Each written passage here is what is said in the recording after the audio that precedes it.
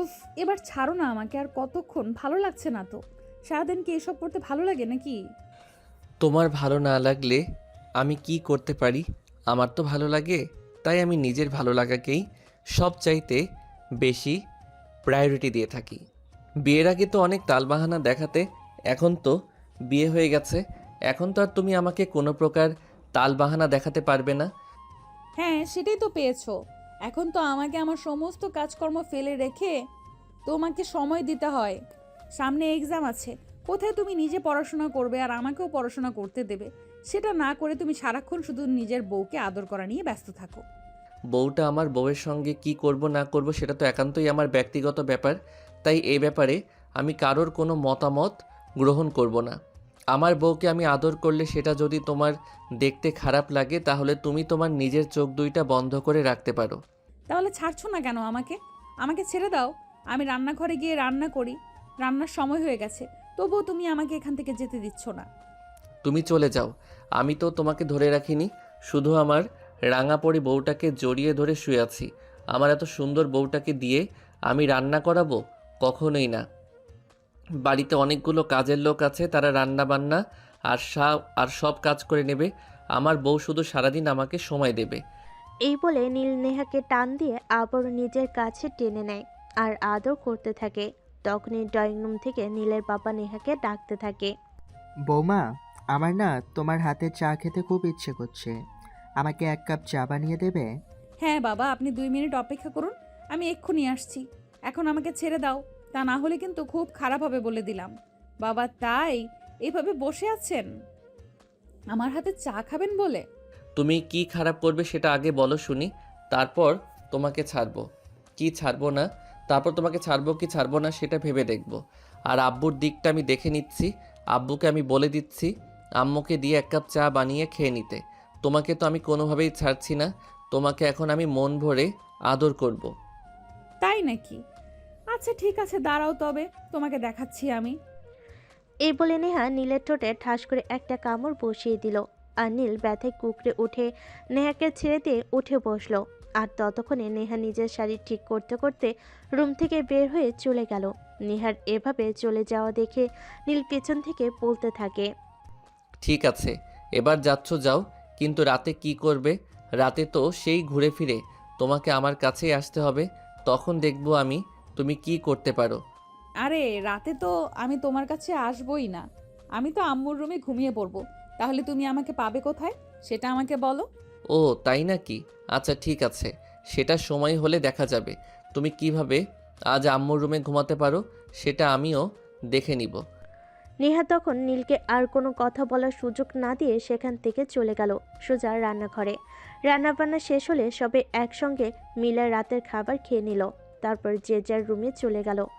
অপরদিকে নেহা রান্না করে সমস্ত জিনিসপত্র গুছিয়ে রেখে তারপর তার শাশুড়ি মায়ের রুমে চলে গেল। সেটা দেখে তার শাশুড়ি মা তাকে জিজ্ঞেস করলো। কি ব্যাপার নেহা, কোনো সমস্যা হয়েছে নাকি? তুমি হঠাৎ আমার রুমে কেন? না মানে আসলে আম্মু, আজ আমার শরীরটা ভালো লাগছে না, তাই ভাবছিলাম আমি আপনার সঙ্গে এই রুমে ঘুমাবো, যদি আপনার কোনো সমস্যা না হয় তো।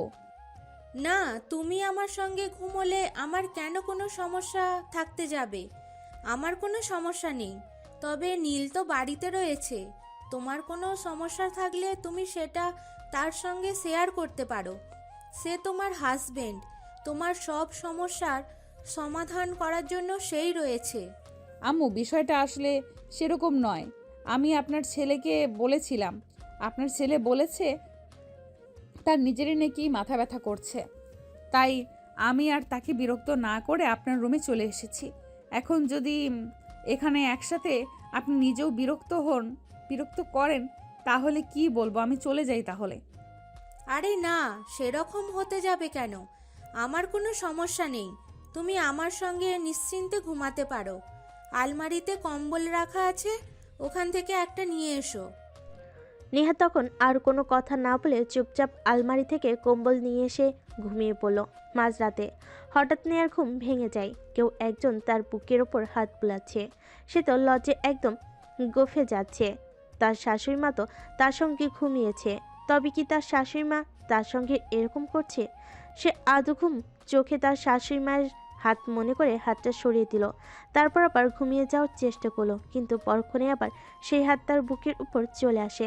তখন সে ঘুম থেকে উঠে বসে আর রুমের লাইট অন করতেই তো তার চক্ষু চড়ক গাছ। তার পাশে নীল শুয়ে আছে, কিন্তু এটা কিভাবে সম্ভব? তাই সে নীলকে বলে, আরে নীল, তুমি এখানে আসলে কখন? এখানে তো আম্মু ঘুমিয়েছিলেন। আম্মু কোথায় গেলেন? আম্মুকে আমি আমাদের রুমে পাঠিয়ে দিয়েছি। তুমি কেমন বউ বলো তো? একটু দুষ্টমি ফাইজলামি করেছি, তাই বলে তোমাকে আম্মুর রুমে চলে আসতে হবে? তুমি ঘুমিয়ে যাওয়ার পর আম্মু নিজেই আমার রুমে চলে গেল আর আমাকে এখানে পাঠিয়ে দিল। তোমার জন্য তো দেখছি কোথাও গিয়ে আমার শান্তি নেই। এখানে পর্যন্ত চলে এসেছো, বেশ ভালো কথা। তবে চুপচাপ এখানে শুয়ে থেকো, শুয়ে থেকে ঘুমিয়ে পড়ো। আমার সঙ্গে একদম ইয়ার্কি ফাজলামো করতে আসবে না। আমি ঘুমাবো, আমার খুব ঘুম পাচ্ছে। আরে বউ, এটা কেমন করে হয় বলো? তুমি আমার বিয়ে করা নতুন বউ, তোমার সঙ্গে যদি একটু রোম্যান্স না করি তাহলে কি চলে বলো? 10টা না 5টা না একটা মাত্র বউ আমার, আর তার সঙ্গে একটু রোম্যান্স না করলে ভালো লাগে না। এখন কথা না বাড়িয়ে আমার কাছে চলে আসো দেখি। এই না, একদমই নয়। তুমি এক্ষুনি এখান থেকে চলে যাও, ভালো হবে না বললাম কিন্তু। আমার খুব ঘুম পাচ্ছে, আমি ঘুমাবো। বললেই হলো? তুমি আমাকে বললে আর আমি এখান থেকে চলে যাব? একদমই নয়। আম্মুকে আমি আমাদের রুমে রেখে এসেছি, আর তোমার কাছে আমি এসেছি শুধু তোমার সঙ্গে একটু রোম্যান্স করব বলে। আর এখন তুমি কি না আমাকে বলছো এখান থেকে চলে যেতে? সেটা তুমি ভাবলে কি করে? এই কথা বলে নীল নেহাকে আর কোনো কথা বলার সুযোগ না দিয়ে নেহার হাত ধরে টান দিয়ে নিজের বুকের সঙ্গে মিশিয়ে নেয় আর তাকে ভালোবাসার আলিঙ্গন করতে থাকে। প্রথমে নেহা নীলকে অনেকবার থামানোর চেষ্টা করে, কিন্তু নীলের ভালোবাসার কাছে সেই সব কিছুই না। তাই সে নিজেই নীলের সঙ্গে রেসপন্স করতে থাকে, আর মুহূর্তের মধ্যেই দুজন ভালোবাসার অতল সমুদ্রে ডুবে যেতে থাকে। এভাবে প্রায় চলে গেল ঘন্টাখানিক সময়। তারপর দুজন দুজনকে বুকে জড়িয়ে ধরে ঘুমিয়ে পড়ে। পরের দিন সকালবেলা নেহা সবার জন্য ব্রেকফাস্ট তৈরি করছিল। এমন সময় শাশুড়ি মা সেখানে এসে উপস্থিত হয়। কি ব্যাপার বৌমা, তুমি না বলেছিলে তোমার শরীর খারাপ? তাহলে সকালবেলা তুমি রান্নাঘরে আসতে গেলে কেন? আমি তো নিজেই সবার জন্য ব্রেকফাস্ট তৈরি করে নিতাম। তাহলে আর কষ্ট করে তোমার এখানে আসার কি দরকার ছিল? না মানে আসলে আম্মু শরীরটা সন্ধ্যা রাতে খারাপ লাগছিল, কিন্তু এখন একটু ভালো লাগছে। তাই ভাবলাম আজকে যেহেতু বাসায় আছি তাই আমি নিজেই ব্রেকফাস্ট তৈরি করে নিই। তাছাড়া এমনিতে তো আর আমার রান্নাঘরে আসার সুযোগ হয়ে ওঠে না। ইভেন আপনি আমাকে কখনোই রান্নাঘরে আসতে দেন না। তাই আজকে যখন একটু সুযোগ পেলাম তাই সবার জন্য নিজের হাতে ব্রেকফাস্ট তৈরি করলাম। আপনি টেবিলে বসুন আর সবাইকে টেবিলে ডেকে নিন। আমি খাবার রেডি করে টেবিলে নিয়ে আসছি। তখন নীলের আম্মু সেখান থেকে চলে গেল আর সবাইকে ডেকে নিয়ে ব্রেকফাস্ট টেবিলে বসলো। সবাই একসঙ্গে বসে ব্রেকফাস্ট খেয়ে নিল। আর তখনই নীলের আম্মু নীলকে বলল, নীল, বলছি কি শোন, তোদের তো বিয়ে হয়েছে এই কদিন হলো, এর মধ্যে তো আর তোদের কোথাও ঘুরতে যাওয়া হয়নি। আজ যেহেতু শুক্রবার তোদের দুজনেরই ছুটি আছে, তাই বলছিলাম কি আজ দুজনে একটু বাইরে থেকে ঘুরে আয়, তাহলে তোদের ভালো লাগবে আর সময়টাও কেটে যাবে। আরে আম্মু, এসব আপনি কি বলছেন? এখন একদম ঘুরতে যাওয়া যাবে না। সামনেই ফাইনাল ইয়ারের এক্সাম, তাই দুজনকে পড়াশোনা করতে হবে। তাছাড়া আব্বুও তো আজকে বাসায় আছে, চাইলে আপনারা দুজনে কোথাও থেকে ঘুরে আসতে পারেন। আমি বাসার দিকটা সামলে নেব। হ্যাঁ, মনে হয় একদম ঠিক কথাই বলছে। এই তো কদিন পরে আমাদের ফাইনাল ইয়ারের এক্সাম, এখন কোথাও ঘুরতে যাওয়া যাবে না। তাছাড়া ফাইনাল ইয়ারের এক্সামের পরেই তো আমরা বেশ কিছুদিন ছুটি পাচ্ছি, তখন বাইরে থেকে ঘুরে আসব। হ্যাঁ, তুই একদম ঠিক কথাই বলেছিস। এখন তাহলে আর কোথাও যাওয়ার প্রয়োজন নেই। সামনে যেহেতু এক্সাম আছে, তাই মনোযোগ দিয়ে পড়াশোনাটা কর। আর একটা কথা কিন্তু দুজনেই মাথায় রাখবি, এক্সামের পর কিন্তু তোদের দুজনকেই আমার অফিসে জয়েন করতে হবে। আমি কিন্তু আর এখন অফিসের দায়িত্ব নিতে পারছি না। আমার বয়স হয়েছে, এবার আমাকে বিশ্রাম নিতে হবে। তোমার কি মাথা খারাপ হয়ে গেছে নাকি? আমি তো সেটাই বুঝতে পারছি না। আমার ছেলেটা সবেমাত্র অনার্স ফাইনাল ইয়ারে পড়াশোনা করছে, সেই সঙ্গে আমার বৌমাও। ওরা বিয়ে করেছে এই তো সবে কয়েকদিন হলো। এখন তো নিজেদেরকে সময় দেওয়ার কথা। আর সেখানে তুমি কি না বলছো ওরা তোমার বিজনেস দেখাশোনা করবে? আমি এটার পক্ষে নই। আম্মু, এই বিষয়টা নিয়ে আপাতত আমরা কোনো কথা না বলে আসলে আগে এক্সাম দেই, তারপর দেখা যাক কি হয়। তাছাড়া আপনার ছেলে তো ব্যবসা নয়, অন্য কিছু করতে চায়। ও অন্য কিছু করতে চায় বলেই কি আমাকে ওকে অন্য কিছু করতে দিতে হবে? আমি ওরে অন্য কিছু করতে দিব না, এটাই আমার শেষ কথা। তাছাড়া আমার ব্যবসার সহায় সম্পত্তি যা কিছু আছে তার একমাত্র মালিক সে। তাকে কেন অন্য কিছু করতে হবে? সে আমার ব্যবসার দেখাশোনা করবে, এটাই আমার শেষ কথা। আমি কিন্তু এরপর আর কোনো কথাই শুনতে চাই না। আর আমাকে যেন এই বিষয়ে অন্য কোনো কথা শুনতে না হয়। ঠিক আছে, ঠিক আছে, সেটার সময় হলে দেখা যাবে। এখন আপাতত আমরা এই বিষয়ে কোনো আলোচনা না করি, সেটাই আমাদের জন্য মঙ্গলজনক। আর নেহা, তুমি খেয়ে একেবারে রুমে এসো, তোমার সঙ্গে আমার একটু দরকারি কথা আছে। তখন কেউই আর কোনো কথা না বলে চুপচাপ সকালের নাস্তা শেষ করে নিজেদের রুমে চলে গেল। এদিকে নেহা টেবিলের জিনিসপত্র সব গুছিয়ে রেখেও রুমে চলে গেল। কি ব্যাপার, কি হয়েছে? তুমি সবার সামনে এইভাবেই আমাকে রুমে ডাকলে কেন? ওরে বাপরে, তুমি আমার বিয়ে করা বউ, আমি যে কোনো সময় তোমাকে আমার রুমে ডাকতে পারি, এতে আবার এত অবাক হওয়ার কি আছে? আচ্ছা বাবা, ঠিক আছে, ভুল হয়ে গেছে আমার। এখন তুমি আমাকে এইটা বলো যে তুমি কেন আমাকে এত তাড়াতাড়ি রুমে আসতে বলেছো? আজ শুক্রবার, ভাবছি ব্রেকফাস্ট যেহেতু আমি করেছি, তাই দুপুরের খাবারটাও সবার জন্য আমি নিজের হাতে তৈরি করব। তাই নাকি? আচ্ছা, তাহলে তুমি আমার জন্য একটু গরুর মাংসের চুই ঝাল রান্না করবে। তোমার হাতের গরুর মাংসের চুই ঝালের কিন্তু হেভি টেস্ট। আচ্ছা ঠিক আছে, কোনো সমস্যা নেই, সে না হয় আমি করে দেব। কিন্তু তুমি আমাকে ডেকেছো কেন সেটা তো আগে বলো, আমি শুনি। নীল তখন নেহাকে নিজের পাশে বসালো আর তারপর আস্তে আস্তে নেহাকে বলে, নেহা, আমি তোমাকে একটা কথা বলতে চাই। দেখো, আমরা দুজনেই তো ভালোবেসে বিয়ে করেছি, আর আমাদের দুই ফ্যামিলি মেনেও নিয়েছে। এখন তো আর আমাদের কোনো সমস্যা নাই। তবে আমার না একটা ইচ্ছে আছে, তুমি কি আমার ইচ্ছেটা পূরণ করবে? তুমি আমার স্বামী, আর তোমার কোনো ইচ্ছা হবে সেটা আমি পূরণ করার চেষ্টা করব না, এমনটা হতে পারে না। কি বলো না তোমার ইচ্ছে? নেহা, আমার না বাবা ডাক শোনার অনেক ইচ্ছে। তুমি কি আমার এই ইচ্ছেটা পূরণ করবে? দেখো, আমি বলি কি, আমাদের তো ফাইনাল ইয়ারের এক্সামের আর মাত্র 1.5 মাস বাকি আছে। আমরা এখন থেকে ট্রাই করতে থাকি, তারপর এক্সাম শেষ হলে আমরা হানিমুনে যাব, আর সেখান থেকে এসেই বাবার বিজনেসে জয়েন করব। এদিকে দেখতে দেখতে আমাদের সংসারে ছোট্ট একটা পুচকু এসে পড়বে, আমাদের সংসারটা একদম পরিপূর্ণ হয়ে যাবে। তোমার কথায় আমি সম্পূর্ণ একমত হতে পারলাম না, কারণ আমি এক্ষুনি বাচ্চা কাচ্চা নিতে চাইছি না। যেহেতু আমাদের বিয়েটা ভালোবেসে হয়েছে আর আমাদের ফ্যামিলি মেনেও নিয়েছে, তাই তো আমাদের বাচ্চা কাচ্চা নামার এত তাড়া কিসের বলো? আমরা আমাদের দুজনকে একটু সময় দেই। দেখো, সময়টা পেরিয়ে গেলে সেটা তো আর কখনো ফিরে আসবে না। হ্যাঁ, সেটা তো আমিও খুব ভালো করেই জানি। এখন সময় আমাদের দুজনের নিজেদেরকে সময় দেওয়া। এই সময়টা আমাদের লাইফে আর কখনোই ফিরে আসবে না, সেই ব্যাপারে আমি সম্পূর্ণ একমত। কিন্তু তার বড় আমার না বাবা ডাক শুনতে খুব ইচ্ছে করে। ওরে বাবারে, আমার বাবুটা বলে কি? এ তো নিজেই এখনো নিজের খাবারটা নিজের হাতে খেতে পারো না, সেটা অন্যকে খাইয়ে দিতে হয়, আর এক্ষুনি বাবা ডাক শুনতে ইচ্ছে করে। বাবু হলে তো বাবুর ডাইপার চেঞ্জ করতে হবে, তখন কি করবে তুমি? ওইসব কাজ আমাকে দিয়ে হবে না, সেটা তো তুমি ভালো করেই জানো। কারণ আমি নিজের কাপড় চোপড়গুলো ওয়াশ করতে পারি না, আর সেখানে বাবুর ডায়াপার চেঞ্জ করা, এটা তো আমার পক্ষে একদমই অসম্ভব। আচ্ছা যাই হোক, বাদ দাও, এসব প্রসঙ্গ নিয়ে আমরা পরে আলোচনা করব। এখন তোমাকে আমি কেন ডেকে এনেছি জানো?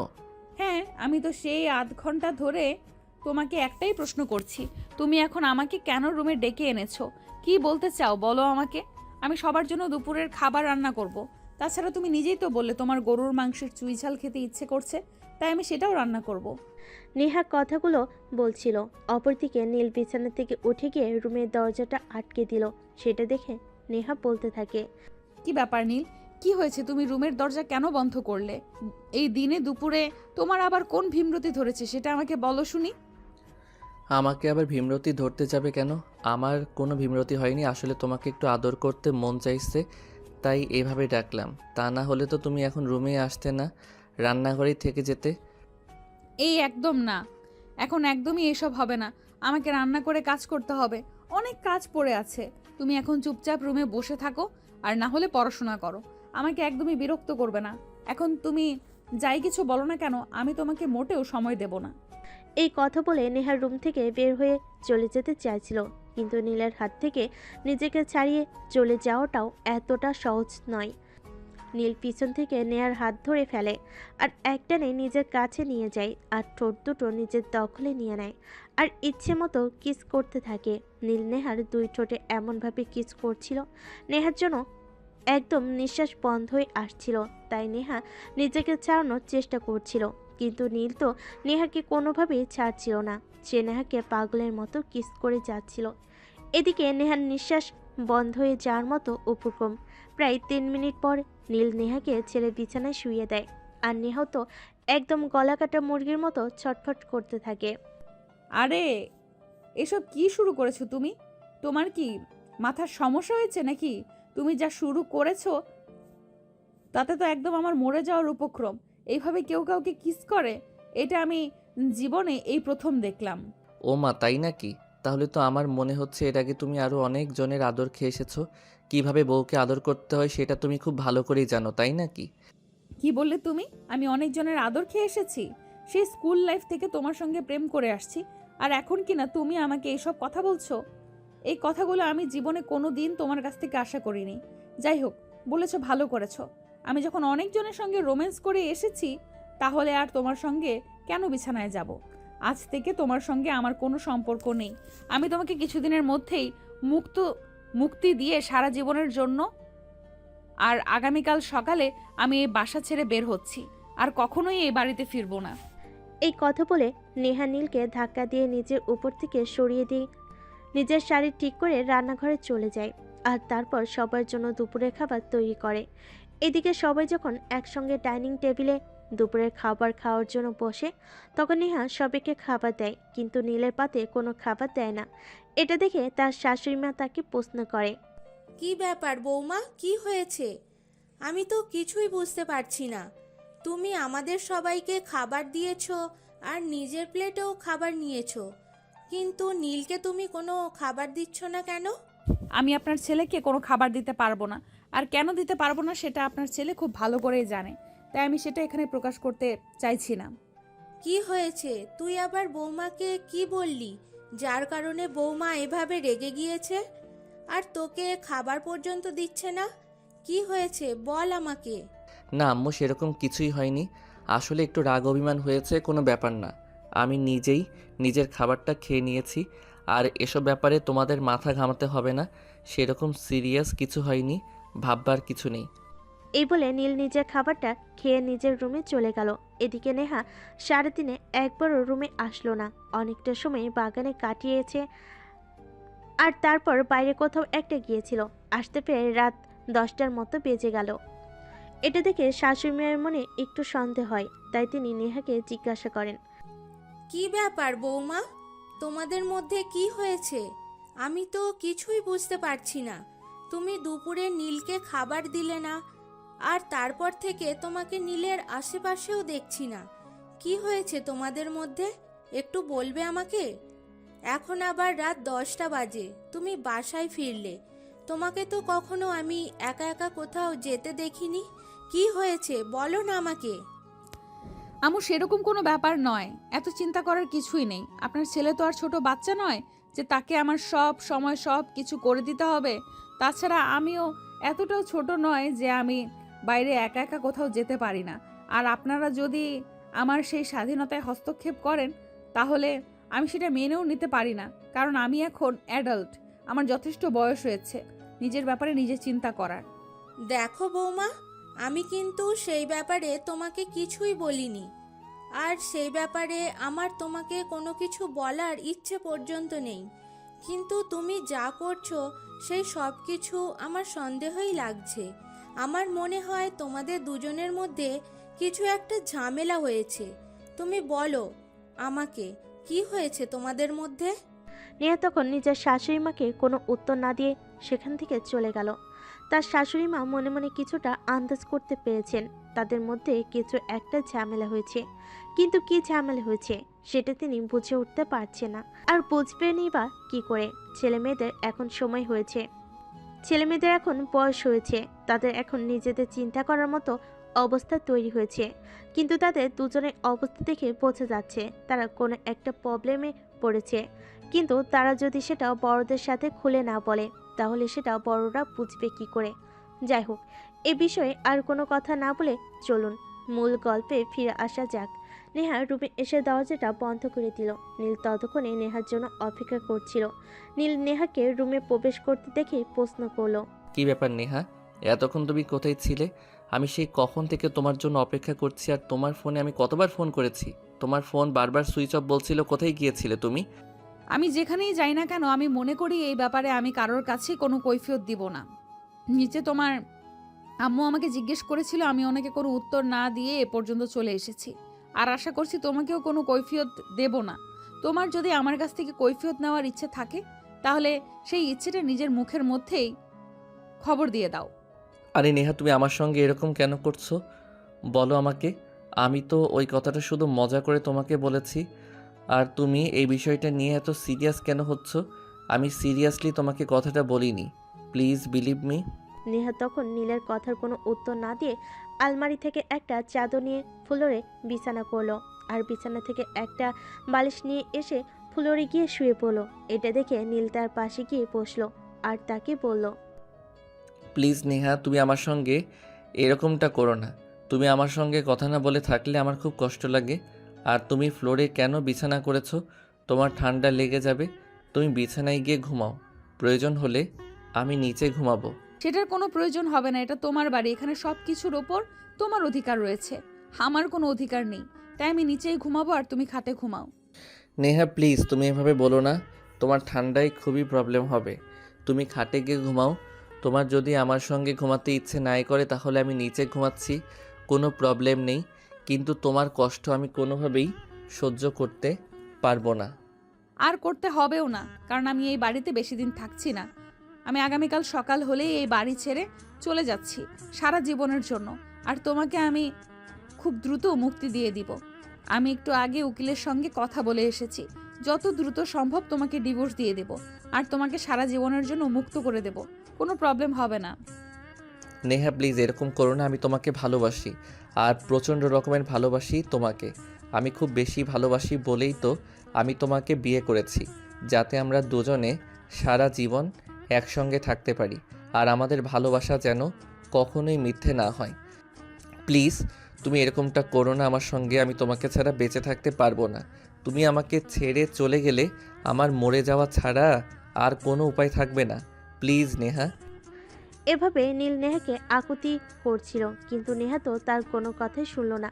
নেহা চুপচাপ ওপাশ ফিরে শুয়ে পড়লো আর ঘুমিয়ে গেল। নীল বেচারি তখন আর কোনো উপায়ন্তর না দেখে নিজেও ঘুমিয়ে পড়লো নেহার পাশে। কিন্তু মাঝরাতে যখন নেহার ঘুম ভাঙলো তখনই নেহা চিৎকার চেঁচামেচি করে সারা বাড়ি মাথায় তুলে নিল।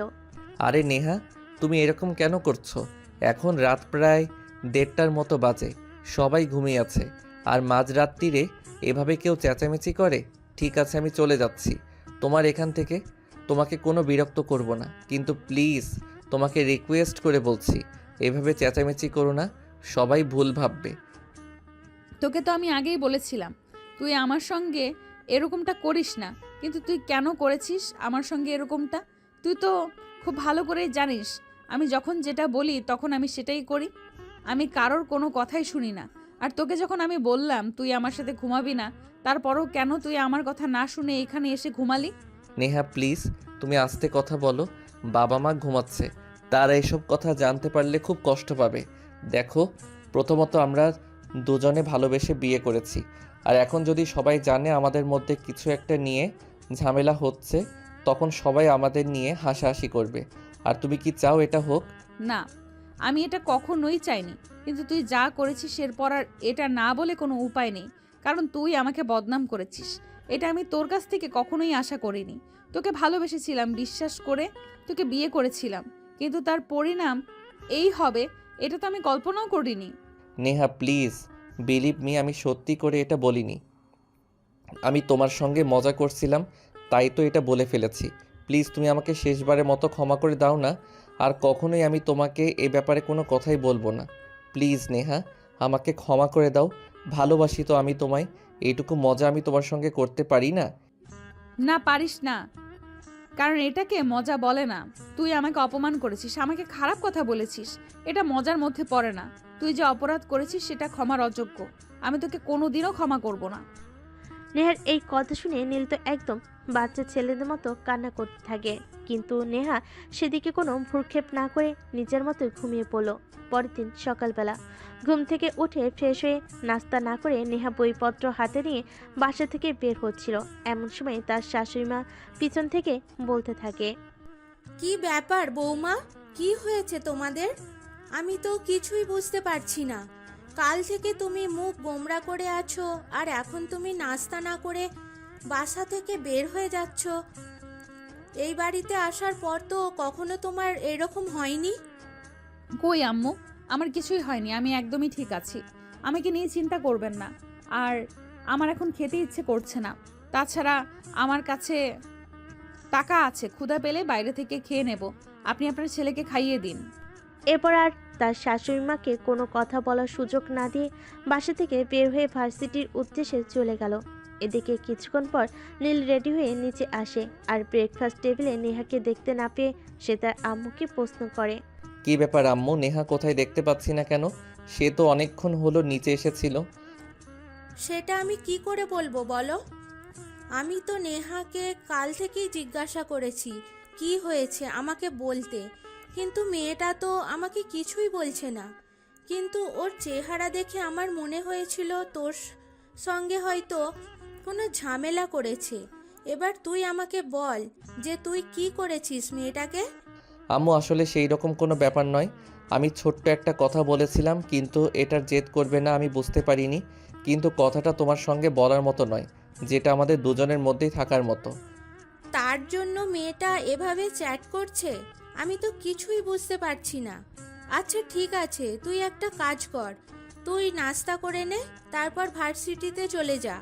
সেখানে গিয়ে দেখ কি অবস্থা, দেখ নিজের কন্ট্রোলে আনতে পারিস কিনা। তা না হলে তো আমার কিছুই বলার নেই। নীল তখন তার আম্মুকে কিছু না বলে নাস্তা না করে বাসা থেকে বের হয়ে চলে গেল। সে কলেজে এসে দেখতে পেল নেহা ক্যাম্পাসে একা বসে আছে। তখন সে নেহার পাশে গিয়ে বসলো। নেহা তাকে দেখতে পেয়ে প্রচণ্ড পরিমাণে খেপে গেল আর বলতে থাকলো, তুমি এখানে কেন এসেছো? এখনই এখান থেকে চলে যাও। আমি তোমার ছায়াটা পর্যন্ত দেখতে চাই না। তোমাকে আমি বলেছি যত তাড়াতাড়ি সম্ভব তোমাকে আমি মুক্তি দিয়ে দিব। আমার পেছন পেছন ঘুরঘুর করতে হবে না। নেহা, তুমি যা করছো তা কিন্তু এখন একদম বেশি বাড়াবাড়ি হয়ে যাচ্ছে। তুমি আমার বউ, আর আমি মজা করে তোমাকে এইটুকু কথা বলতে পারি না? তাহলে আমরা কিসের হাজব্যান্ড ওয়াইফ বলো আমাকে? হাজব্যান্ড ওয়াইফ আমরা ছিলাম, কিন্তু এখন আর থাকবো না। আমি তো তোমাকে বলেছি, আমি অ্যাডভোকেটের সঙ্গে কথা বলেছি, যত দ্রুত সম্ভব তোমাকে মুক্তি দিয়ে দেব। আচ্ছা ঠিক আছে, এসব নিয়ে তোমার সঙ্গে আমি পরে কথা বলে নেব। এখন ক্যান্টিনে চলো, আমিও নাস্তা করিনি, দুজন একসঙ্গে নাস্তা করে নেব। আমি ভার্সিটিতে এসেছি আরও আধা ঘন্টা আগে। আমি বাইরের রেস্টুরেন্ট থেকে নাস্তা করে তারপর এখানে এসেছি। তোমার ক্ষুধা থাকলে তুমি খেয়ে আসতে পারো। আর হ্যাঁ, একটা কথা তোমাকে বলে দিচ্ছি, তুমি ভার্সিটিতে এমন কিছু করবে না যাতে ভার্সিটির কেউ তোমার আর আমার মধ্যেকার ঝামেলাটা বুঝতে পারে। যদি কেউ এ ব্যাপারে আমাকে কোনো কিছু জিজ্ঞেস করে তাহলে কিন্তু তোমার সঙ্গে খারাপ কিছু হয়ে যাবে, সেটা আমি তোমাকে বলে দিলাম। এভাবে কথা কাটাকাটি করছিল নীল আর নেহা। তখনই নেহার বান্ধবী রিমি সেখানে এসে উপস্থিত হয়, আর তাদের এরকম বাঘ বিতণ্ড দেখে জিজ্ঞাসা করে, কি হয়েছে, কি ব্যাপার? তোমরা দুজন এইভাবে তর্ক কেন করছো? তোমাদের দেখে তো মনে হচ্ছে তোমরা ঝগড়া করে এসেছো। কি হয়েছে বলো শুনি। কিছুই হয়নি আমাদের, তুমি এখান থেকে চলে যাও। তোমার রাগ আমার উপর, তুমি ওর সঙ্গে কেন এরকম করছো? রিমি, আসলে আমাদের দুজনের মধ্যে একটু ঝামেলা হয়েছে। কাল আমি মজা করে নেহাকে একটা কথা বলেছিলাম, আর নেহা সেটা নিয়েই অভিমান করে বসে আছে। কাল থেকে আমার সঙ্গে কোনো কথাও বলছে না, আর খাবারও খাচ্ছে না। এটা কোনো কথা হলো নেহা? আমি কিন্তু তোদের কাছ থেকে এরকম কিছু আশা করিনি। কোনোদিনও তোরা দুজন দুজনকে ভালোবেসে বিয়ে করেছিস। কোথাও তোরা সবাইকে দেখাবি তোরা ভালোবেসে বিয়ে করে ভালো আছিস, আর তা না করে তোরা দুজনে ঝগড়া করছিস। তো আমি কি করব সেটা তুই নিজেই আমাকে বল না। এই ছেলে আমাকে বলে আমার নাকি চরিত্রের দোষ আছে। তো একে কি আমি সালাম করব নাকি? নেহা শোন, নীল ভাইয়া কোনোদিনও এই কাজটা করতে পারে না, সেটা আমি খুব ভালো করে জানি। তুই নীল ভাইকে ভুল জানতে পারিস, কিন্তু আমি খুব ভালো করে জানি। শোন, তোরা দুজনের মধ্যে যেটা হয়েছে সেটা মিটিয়ে নে, তাহলে সব চাইতে বেশি ভালো হবে। তোরা যদি এখন এই বিষয় নিয়ে ঝামেলা করিস আর তোদের মা বাবা এটা জানতে পারে, তাহলে তারা খুবই কষ্ট পাবেন। আর আমি এবং আমরা সবাই চাইবো তোদের মধ্যে কোনো ঝামেলা না হোক। তোরা ভালোবেসে বিয়ে করেছিস, আর ভালোবাসাই ভালো থাক। এক্স্যাক্টলি, এই কথাটাই আমি সেই কখন থেকে নেহাকে বোঝানোর চেষ্টা করছি, কিন্তু নেহা আমার এই কথাটা একদম শুনতে চাইছে না আর মানতেও চাইছে না। কিন্তু এখন আমি কি করব রিমি, তুমি সেটাই আমাকে বলো না। আমি মুখ ফসকে না হয় একটা কথা বলে ফেলেছি, আর তার জন্য সরিও বলেছি, কিন্তু নেহা আমার সঙ্গে কোনো কথাই বলছে না। এভাবে কি হয় বলো? নেহা তখন তাদের কথার কোনো উত্তর না দিয়েই সেখান থেকে উঠে চলে গেল ক্লাসরুমে। এদিকে নেহার এভাবে চলে যাওয়া দেখে রিমি বলে, ভাইয়া, আমার মনে হয় আপনার বলার কথাতে নেহা একটু বেশি কষ্ট পেয়ে ফেলেছে। আপনি একটা কাজ করুন, এখন তার সঙ্গে কোনো কথা বলার প্রয়োজন নেই, তাকে তার মতো থাকতে দিন, দেখুন সে কী করে, তারপর না হয় অবস্থা বুঝে ব্যবস্থা নেওয়া যাবে। আচ্ছা ঠিক আছে, এখন চলো, ক্লাসের সময় হয়ে গেছে, ক্লাসে যাওয়া যাক। অতঃপর সবাই ক্লাসরুমে চলে যায়। আর এইদিকে সেদিন ভার্সিটি ছুটি হলে নেহা ভার্সিটি থেকে বের হয়ে একটা রিক্সা নিয়ে সোজা তার বাবার বাসায় চলে গেল। নীল ভার্সিটি থেকে বের হয়ে নেহাকে অনেকক্ষণ খোঁজাখুঁজি করলো, কিন্তু কোথাও খুঁজে পেল না। নেহার নাম্বারে ফোন দিল, কিন্তু তার নাম্বারও সুইচ অফ বলছিল। নীল কিছু ভেবে পাচ্ছিল না কি করবে। তখনই রিমি এসে সেখানে উপস্থিত হয়। নীলকে এরকম চিন্তিত দেখে রিমি জিজ্ঞাসা করে, কি ব্যাপার নীল ভাইয়া, কি হয়েছে, কোনো সমস্যা নাকি? আপনাকে এরকম চিন্তিত দেখাচ্ছে কেন?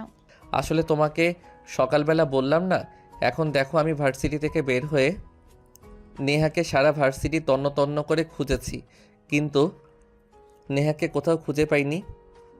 সে কোথায় গিয়েছে আমি তো কিছুই জানি না। আমি তার নাম্বারে ফোন করছি, কিন্তু ফোন সুইচ অফ বলছে। এখন আমি কি করব বলো আমাকে? তোমাকে কি বলবো, আমি তো নিজেই সেটা ভেবে পাচ্ছি না। আসলে নেহা কেন এমনটা করছে, আমি তো সেটাই বুঝতে পারছি না। নেহা কি চায় আর কেনই বা এমন করছে? এসব চিন্তা বাদ দাও, এখন তুমি আমাকে আগে এইটা বলো, নেহাকে কোথায় খুঁজে পাওয়া যাবে? এখন যদি আমি বাসায় একা একা যাই তাহলে আব্বু খুব বকাবকি করবে, এমনকি আমাকে বাসার ভিতর ঢুকতে দিবে কিনা সেই ব্যাপারেও আমার যথেষ্ট সন্দেহ রয়েছে। অন্য কোথাও তো যাওয়ার মতো জায়গা দেখছি না। আমার মনে হয় নেহা তার বাবা মায়ের বাসায় গিয়েছে। চলো, আমিও তোমার সঙ্গে যাব, গিয়ে দেখি কি করা যায়। হ্যাঁ, এটা তুমি একদম ঠিক কথাই বলেছো নেহা, মনে হয় তার বাবার বাসায় গিয়েছে। চলো, তুমি আর আমি দুজনেই ওখানে যাই, গিয়ে দেখি তারপর কি হয়। এই কথা বলে নীল আর রিমি দুজনে নেহাদের বাসার উদ্দেশ্যে রওনা হয়। অপরদিকে নেহা বাসে এসে পৌঁছাতেই তার মা বাসার দরজা খুলে আর তাকে দেখে অবাক হয়ে জিজ্ঞাসা করে, কি ব্যাপার নেহা, কি হয়েছে? তুই হঠাৎ একা একা আমাদের বাসায় চলে আসলি, জামাই কোথায়? জামাইকে দেখছি না কেন? আমি বুঝতে পারছি না এটা আমার নিজের বাড়ি নাকি অন্য কিছু। এখানে আসতে হলেও আমার সঙ্গে কাউকে নিয়ে আসতে হবে? তুই এভাবে কেন কথা বলছিস? আমি তো সেটাই বুঝতে পারছি না। আমি তো শুধু তোর কাছে জিজ্ঞাসা করেছি জামাই কোথায়। জামাই তোর সঙ্গে আসেনি? না, আসেনি। ইনফ্যাক্ট আমি তাকে বলিনি যে আমি এখানে আসব। আমি ওর সঙ্গে ঝগড়া করেছি আর এখানে চলে এসেছি। আর আমি ওই বাড়িতে ফিরবো না, আমি এখানেই থাকবো। এসব তুই কি বলছিস? তোর কি মাথা খারাপ হয়ে গেছে নাকি? আমি তো সেটাই বুঝতে পারছি না যে তুই এমন পাগলের মতো প্রলেপ করছিস। আচ্ছা ঠিক আছে, তুই রুমে গিয়ে বিশ্রাম কর, আমি তোর জন্য খাবার পাঠিয়ে দিচ্ছি। নিজের মাথাটাকে ঠান্ডা কর, তারপর কি হয় সেটা দেখা যাবে। তখন নেহা তার মায়ের কথার কোনো উত্তর না দিয়ে সোজা নিজের রুমে চলে গেল আর দরজা বন্ধ করে বিছানায় শুয়ে পড়ল। অপরদিকে নীল আর রিমি ততক্ষণে সেখানে এসে পৌঁছে গেছে। নীল দরজার বাইরে দাঁড়িয়ে কলিং বেল টিপছিল। এমন সময় নেহার আম্মু এসে দরজা খুলল। আসসালামু আলাইকুম আম্মু, কেমন আছেন? ওয়ালাইকুম আসসালাম বাবা। এই তো আল্লাহর রহমতে ভালোই আছি, তুমি কেমন আছো? আর তোমার বাবা মা কেমন আছে? আলহামদুলিল্লাহ আম্মু, আল্লাহর রহমতে আমরা সবাই ভালো আছি। আম্মু, একটা দরকারে এখানে এসেছি, নেহা কি এখানে এসেছে? হ্যাঁ, এই তো একটু আগে এসেছে, নিজের রুমে গিয়ে দরজা বন্ধ করে দিয়েছে। ব্যাপারটা কি হয়েছে সেটা আমাকে বলো তো, শুনি। আমি ওকে জিজ্ঞাসা করেছিলাম, কিছুই বললো না, আমাকে মেজাজ দেখিয়ে এখান থেকে চলে গেল। আসলে আন্টি, ওদের দুজনের মধ্যে না ছোট্ট একটা কথা নিয়ে একটু ঝামেলা হয়েছে, কিন্তু আমি মনে করি স্বামী স্ত্রীর মধ্যে এরকম টুকিটাকি হয়, কিন্তু তাই বলে নেহা এখন যেটা করছে সেটা কিন্তু একদমই বেশি হয়ে যাচ্ছে। নীল তাকে সরি বলেছে, তার কাছে ক্ষমা চেয়েছে, এরপর সে কেন এমন করছে? সেটা আমি কি করে বলবো বলো? আমি তো তাকে অনেকবার জিজ্ঞাসা করেছি, কিন্তু আমি তো এটাই জানতে পারলাম না তার কাছ থেকে যে আসলে কি হয়েছে। যাই হোক, তোমরা এসেছো ভালোই হয়েছে। ভিতরে এসে বসো, আমি তোমাদের জন্য কিছু খাবারের ব্যবস্থা করি, তারপর নেহার সঙ্গে কথা বলার চেষ্টা করি। নীল রিমি দুজনেই ডাইনিং রুমে এসে বসলো। নেহার আম্মু তাদের দুজনের জন্য দুপুরের খাবারের আয়োজন করে এবং তাদের খেতে দেয়।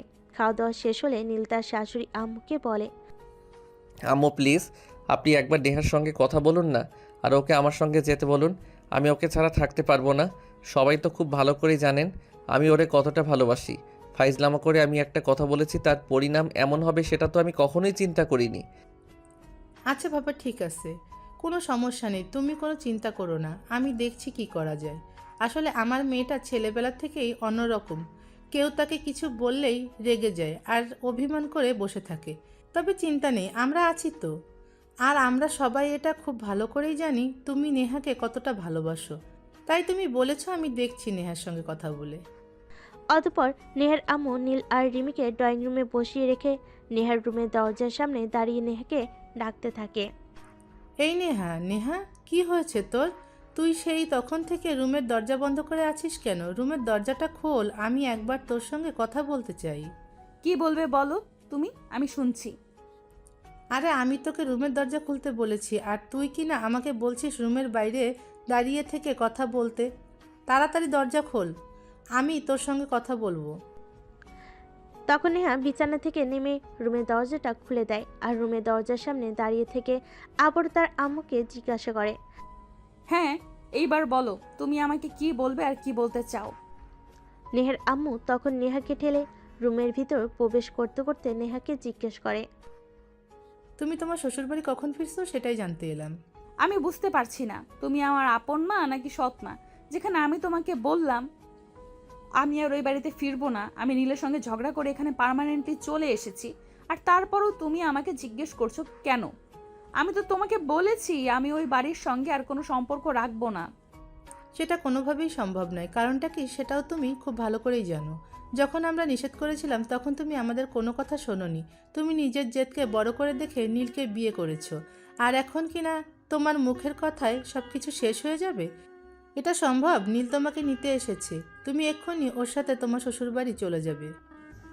দেখো আম্মু, আমি আমার বাবার একমাত্র সন্তান। আমার বাবার পরে আমাদের সকল সম্পত্তির উপর শুধুমাত্র আমার অধিকার রয়েছে। তাই আমার এই বাড়িতে থাকার জন্য কারো পারমিশন নেওয়ার প্রয়োজন নেই। আমি এখানেই থাকবো, আমি কোথাও যাচ্ছি না। কিন্তু মা জননী, সেটা বলতে তো হবে। নীল তোমার স্বামী, আর সে তোমাকে নিতে এসেছে। এখন তো তোমাকে বাধ্য হয়েই ওর সঙ্গে চলে যেতে হবে। তাছাড়াও তোমার আব্বু যদি জানতে পারে তুমি নীলের সঙ্গে ঝগড়া করেছো আর ঝগড়া করে এখানে চলে এসেছো, তাহলে কিন্তু তোমার আব্বু এই বিষয়টা কোনোভাবেই অ্যাকসেপ্ট করবে না। আম্মু প্লিজ, আমি তোমাকে রিকোয়েস্ট করে বলছি, এখন আর এই মুহূর্তে তুমি আমার রুম থেকে বের হয়ে চলে যাও। আমাকে একা থাকতে দাও, আমাকে আমার মতো থাকতে দাও। তা না হলে কিন্তু খারাপ কিছু হয়ে যাবে বলে দিলাম। কেন তুমি খারাপ কিছু করতে যাবে বলো? আমি তোমার সঙ্গে কি এমন করেছি যার জন্য তুমি আমার সঙ্গে এরকম করছো? ছোট্ট একটা কথা বলছি, সেটা তো সচরাচর হাজব্যান্ড ওয়াইফের মধ্যে হয়েই থাকে, তাই বলে তুমি এইভাবে অভিমান করে থাকবে? নীল, আমি তোমাকে শেষবারের মতো বলছি, এটা আমার বাড়ি। এখানে আমি কি করব না করব সেটা একান্তই আমার ব্যক্তিগত ব্যাপার। আমি তোমার সঙ্গে খারাপ আচরণ করতে চাই না, তাই ভালোই ভালোই এখান থেকে চলে যাও। নীল ভাইয়াকে যদি এখান থেকে যেতেই হয় তাহলে তার সঙ্গে তোকেও যেতে হবে, আর তুই যদি এখানে থাকিস তাহলে নীল ভাইয়াও এখানে থাকবে, প্রয়োজন হলে ঘর জামাই হয়ে।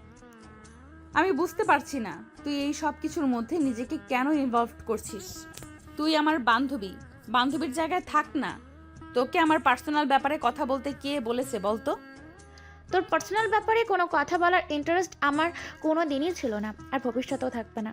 আমি শুধু এই জন্য এখানে আসছি যে তোরা দুজন একে অপরকে ভালোবেসে বিয়ে করেছিস, আর এখন তোদের দুজনের মধ্যে কোনো ঝামেলা হলে সবাই সেটা নিয়ে হাসাহাসি করবে, বলবে ভালোবাসার জানালা দিয়ে পালিয়ে গেছে।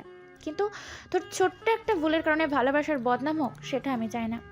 তাহলে একটা কাজ কর, তুই নিজেই নীলকে বিয়ে করে নে। তোর যখন এতই নীলের প্রতি দরদ, তাহলে আর এখনো বসে আছিস কেন? আমি তো বলেছি আমি ডিভোর্স দিয়ে দেব, যা নিশ্চিন্তে বিয়ে করে ফেল। কথাটা শেষ হওয়ার আগে নেহার আম্মু নেহার গালে ঠাস করে একটা চর বসিয়ে দিল আর বলতে লাগলো, হায় আল্লাহ, আমি ভাবতেই পারছি না আমার মেয়েটা এত বেয়াদব হবে।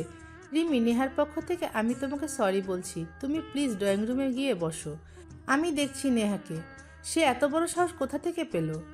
আমার সামনে তোমাকে এভাবে অপমান করছে। হ্যাঁ করেছি, বেশ করেছি। তাকে কে পারমিশন দিয়েছে আমার পার্সোনাল ব্যাপারে কথা বলার? আমি তো তাকে ডেকে আনিনি এখানে আমার বিষয়ে কথা বলার জন্য। তাহলে সে এখানে কেন ওকালতি করতে এসেছে? সে তোর বন্ধু, আর সে খুব ভালো করে চায় তোর সঙ্গে ভালো কিছু হোক। তাই নীলের কাছ থেকে এসব কিছু শুনে এখানে এসেছে তোকে একটু ঠান্ডা মাথায় বুঝিয়ে বলতে, যাতে তুই নীলকে আর ভুল না বুঝিস, নীলের সঙ্গে সমস্ত ঝামেলা মিটিয়ে বাসায় চলে যাস। কিন্তু তুই যেটা করেছিস সেটা একদমই খারাপ হয়েছে। এটা তোর কাছ থেকে আমরা কেউই আশা করিনি। যাই হোক, সেসব বাদ দে।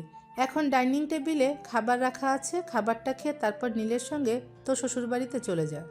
এই কথা বলে নেহার আম্মু সেখান থেকে বের হয়ে ড্রয়িং রুমে এসে নীলের পাশে বসলো। তখনই হঠাৎ ল্যান্ডলাইনে একটা ফোন আসলো। নেহার আম্মু সেই ফোনটা রিসিভ করতেই অপর প্রান্ত থেকে শুনতে পেল, আসসালামু আলাইকুম বিয়ান সাহেবা, কেমন আছেন আপনি?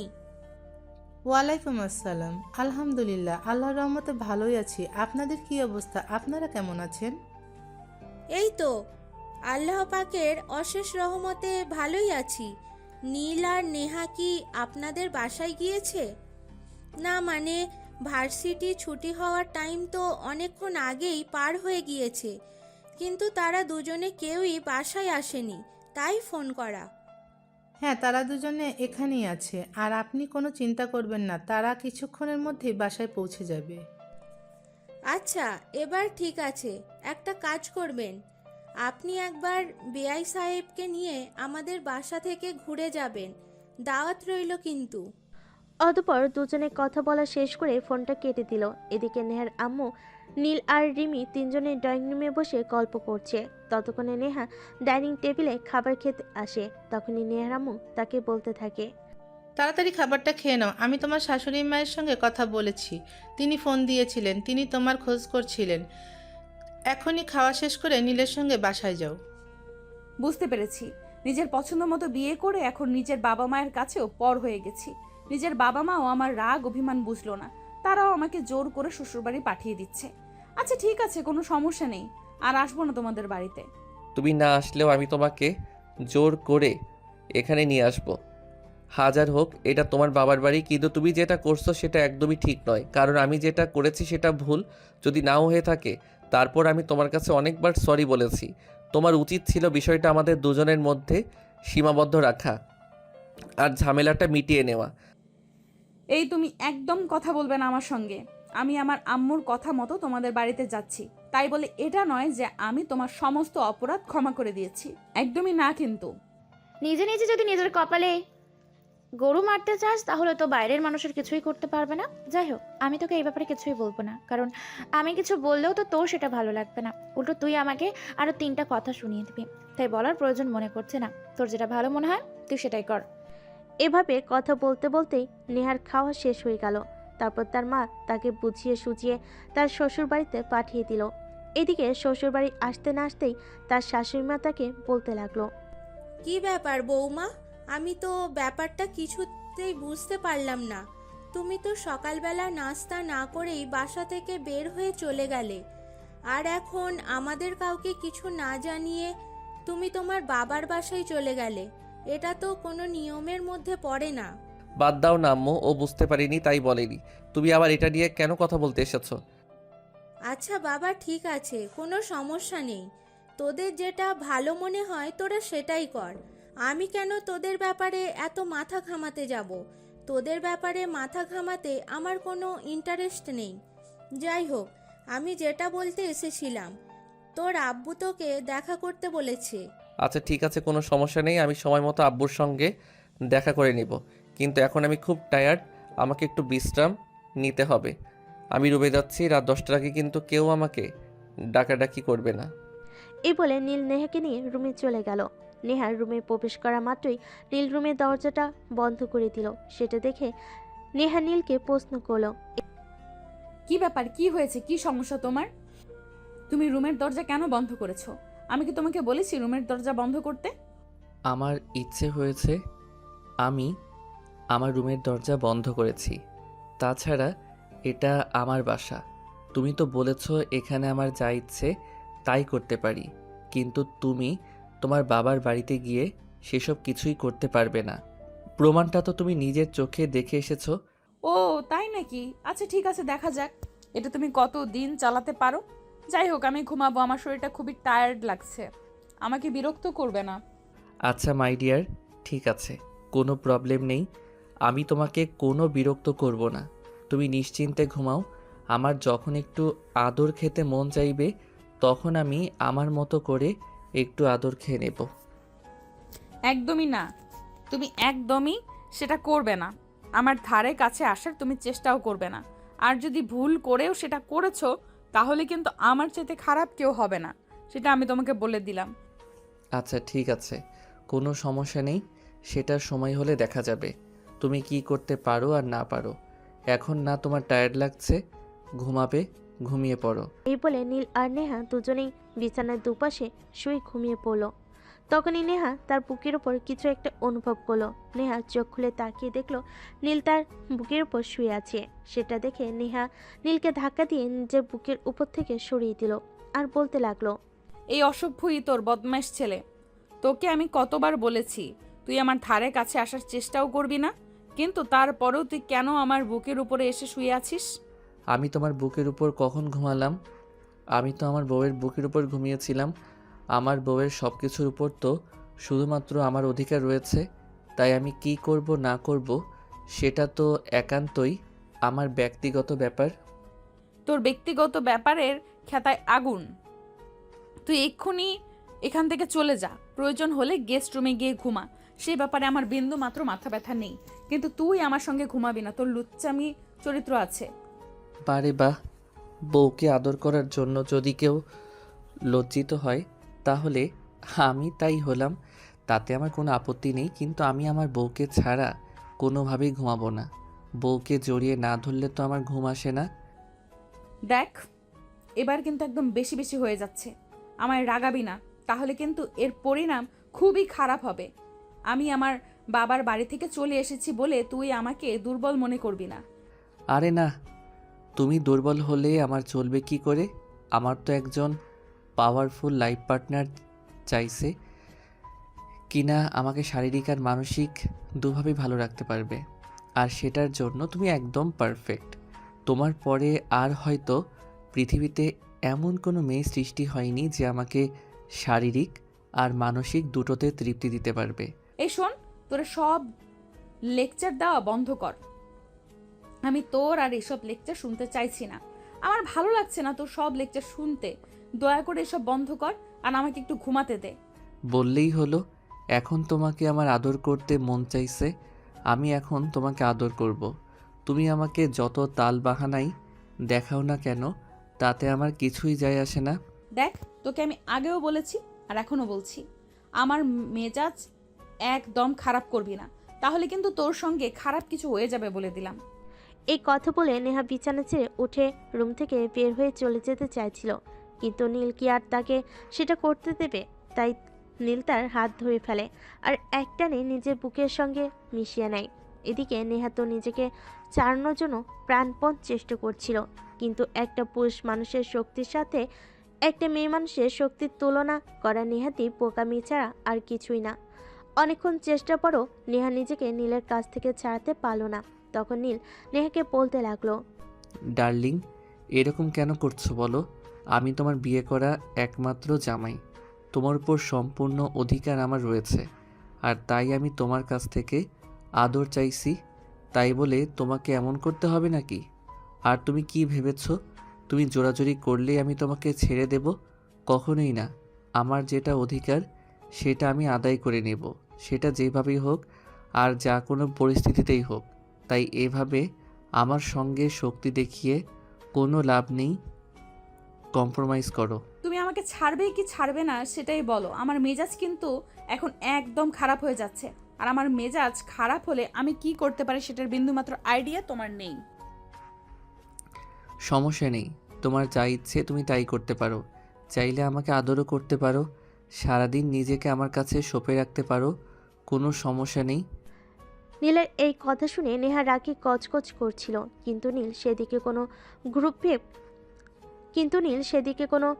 ভ্রুক্ষেপ না করে সে তার মতো নেহাকে আদর করে চলো। এভাবে কেটে গেল প্রায় ঘন্টাখানেক। নীল ততক্ষণে নিজের কাজ শেষ করে নেহাকে ছেড়ে দিয়েছে, আর নেহা বিছানা থেকে নেমে ফুসফুস করতে করতে ওয়াশরুমের দিকে চলে গেল। তারপর ফ্রেশ হয়ে রুমে প্রবেশ করলো। ড্রেসিং টেবিলের সামনে বসে ভেজা চুল আঁচড়াচ্ছিল। তখনই নীল বিছানা থেকে উঠে বসে আর বলতে থাকে, ভেজা চুলে আমার প্রেয়সীটাকে যা দারুণ লাগে না, জাস্ট দেখার মতো। কেন যে বিয়েটা আরও আগে করলাম না, তাহলে তো আমার সুন্দরী বউটাকে আরও আগে থেকে আদর করতে পারতাম। এটাই জীবনের সবচাইতে বড় ভুল হয়ে গেল।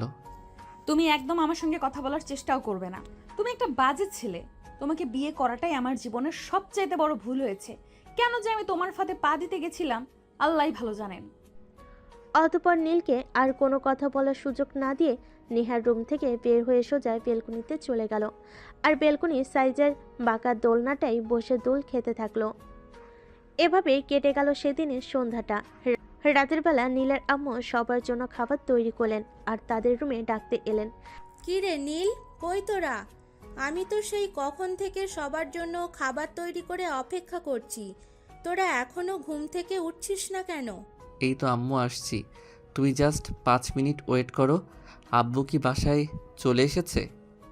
হ্যাঁ, তোর আব্বু তো আজ অনেকক্ষণ আগেই অফিস থেকে চলে এসেছে। তোর আব্বু তো আমাকে তোদেরকে ডাকতে পাঠালো। আমি তো ভেবেছিলাম আর একটু পরে তোদেরকে ডাকবো, কিন্তু তোর আব্বু বলল তোদেরকে এখনই ডেকে নিতে। তোর আব্বু তোর সাথে কি যেন কথা বলবে। এ বলে নীলের আম্মু সেখান থেকে চলে গেল। অপরদিকে নীল বিছানা ছেড়ে উঠে নেহাকে বেলকনি থেকে নিয়ে সোজা ডাইনিং টেবিলে চলে গেল। তারপর সবাই মিলে একসঙ্গে বসে খাবারটা খেয়ে নিল। খাবার খেতে খেতে নীল তার আব্বুকে প্রশ্ন করলো, কি ব্যাপার আব্বু, কি হয়েছে? আমি আম্মুর কাছে শুনলাম তুমি নাকি আমাকে ডেকেছো কিছু বলবে বলে। হ্যাঁ, আগামীকাল তোমাকে একবার আমার অফিসে আসতে হবে, কারণ আমরা নতুন বায়ারের সঙ্গে অ্যাপয়েন্টমেন্ট করব। সেখানে তোমাকে উপস্থিত থাকতে হবে। আমি চাই তুমি আমাদের ব্যবসার সাথে সংযুক্ত সকল প্রতিষ্ঠানের মানুষের সঙ্গে নিজেকে আগে থেকেই পরিচিত করে তোলো, যাতে যখন তুমি ব্যবসায় জয়েন করবে তখন যেন আর কোনো সমস্যায় পড়তে না হয়। আর কোনো সমস্যায় পড়লেও যেন বাইরের লোকেরা তোমাকে সহযোগিতা করতে পারে, আমাকে যেন বেশি টেনশন নিতে না হয়। কিন্তু বাবা, কাল তো আমার ভার্সিটিতে ইম্পর্টেন্ট একটা ক্লাস আছে। কাল তো আমি কোনোভাবেই ভার্সিটি কামাই করতে পারবো না। ওটা নিয়ে কোনো প্রবলেম হবে না, কারণ তোমার ভার্সিটিতে তো দুপুরে 1টার মধ্যেই শেষ হয়ে যাবে, আর আমার বায়ারের সঙ্গে মিটিং হবে বিকেল 3টায়। তুমি ভার্সিটি শেষ করে তারপর নেহা মামনিকের সঙ্গে নিয়েই অফিসে চলে যাবে। আচ্ছা আব্বু, ঠিক আছে, কোনো সমস্যা নেই। আমি সময় মতো নেহাকে নিয়ে অফিসে চলে যাব। এভাবে কথা বলতে বলতে সবাই একসঙ্গে বসে রাতের খাবারটা শেষ করে নেয়। আর এইদিকে দেখতে দেখতে রাত প্রায় 11টার মতো বেজে গেল। ততক্ষণে নেহা বেডরুমে আসলো, আর নেহাকে দেখেই নীল বলতে লাগলো, নেহা, তোমাকে একটা কথা বলার ছিল। কাল তুমি আমার জন্য একটু শাড়ি পরতে পারবে? তোমাকে না শাড়ি পরলে দারুণ লাগে। পারবো না আমি আমার কোনো ইচ্ছে নেই শাড়ি পরতে। তোমার যদি এত ইচ্ছে থাকে তাহলে নিজে পরে নিও, কিন্তু কখনো আমাকে বলো না। আরে, এটা তুমি কি বলছো? আমি শাড়ি পরবো মানে? আমি তো একজন ছেলে মানুষ। আমি যদি শাড়ি পরি তাহলে মানুষ আমাকে কি বলবে? তাতে তো তোমারই বদনাম হবে। কি হলো না হলো সেসব বিষয়ে আমার বিন্দু মাত্র জানার আগ্রহ নেই, কিন্তু আমি তোমার জন্য শাড়ি পরতে পারবো না, এটাই শেষ কথা। আর টাইম আমাকে এই বিষয়ে কোনো কথা বলবে না, আর নেক্সট টাইম আমাকে এই বিষয়ে কোনো কথা বলবে না। আচ্ছা বাবা, ঠিক আছে, কোনো সমস্যা নেই। আমার বউ যখন আমার জন্য একটা শাড়ি পর্যন্ত পরতে পারবে না, তাহলে আমি আর আমার বউকে কি বলবো? কিছুই বলার নেই তো। এই বলে নীল বিছানা গুছিয়ে শুয়ে পড়ল। নেহা কিছুক্ষণ পর বিছানায় শুয়ে ঘুমিয়ে পড়ল। এভাবেই কেটে গেল তাদের সেদিনকার দিনটা। পরের দিন সকালবেলা ঘুম থেকে উঠে নেহা ফ্রেশ হয়ে রান্নাঘরে গেল। তার শাশুড়ি মা রান্না করছিল। তখন সে তার শাশুড়ি মাকে বলল, আম্মু, আপনার রান্না কত দূর? রান্না কি শেষ হয়েছে নাকি আরো সময় লাগবে? এই তো রান্না প্রায় হয়ে এসেছে, কিন্তু কেন বলো তো? না মানে আসলে আপনার ছেলে আমাকে বলছিল আজ আমাকে একটু শাড়ি পরতে, কিন্তু আপনি তো জানেন বিয়ের দিন পার্লার থেকে মেয়েরা এসে আমাকে শাড়ি পরিয়ে দিয়েছিল। আমি শাড়িও ওসব পারি না, তাই আপনি যদি আমাকে একটু শাড়ি পরিয়ে দিতেন। এটা কোনো কথা হলো? এটা আবার এভাবে বলতে হয় নাকি? তাছাড়া তুমি মেয়ে মানুষ, তোমাকে শাড়ি পরা শিখতে হবে। মেয়েদের সৌন্দর্য শাড়িতেই লুকিয়ে থাকে। আচ্ছা ঠিক আছে, এখন ব্রেকফাস্ট টেবিলে বসো। আমি সবার জন্য ব্রেকফাস্ট তৈরি করেছি, সবাই একসঙ্গে খাবে। তারপর আমি তোমাকে শাড়ি পরিয়ে দেব, কোনো সমস্যা নেই। শাশুড়ি মায়ের কাছ থেকে এই কথা শুনে নেহা শাশুড়ি মায়ের তৈরি করা খাবারগুলো ডাইনিং টেবিলে নিয়ে গেল। আর তার শ্বশুর মশাই আর নিজের স্বামীকে ডাইনিং টেবিলে ডেকে নিল। তারপর সবাই মিলে খাওয়া দাওয়া শেষ করে নেহার রুমে চলে গেল। আর কিছুক্ষণ পর তার শাশুড়ি মা নেহার রুমে আসে। কই তুমি, শাড়ি বের করেছো? তাড়াতাড়ি নিয়ে এসো, আমি তোমাকে পরিয়ে দিচ্ছি। আমার আবার একটু কাজ আছে। এমন সময় নীল তার আম্মুকে তার রুমে দেখে একটু অবাক হয়ে বলল, কি ব্যাপার আম্মু, কি হয়েছে? তুমি এখানে কেন? আর শাড়ির কথা কেন বলছো? এমন ভাব করছো যেন তুমি কিছুই জানো না। তুমি তো নেহাকে বলেছো শাড়ি পরতে, কিন্তু নেহা শাড়ি পরতে জানে না, তাই আমাকে বলেছিল আমি যেন শাড়িটা পরিয়ে দিই। ওরে আল্লাহ, কেমন মেয়ে আমার কপালে জুটলো যে কি না শাড়ি পরতে জানে না।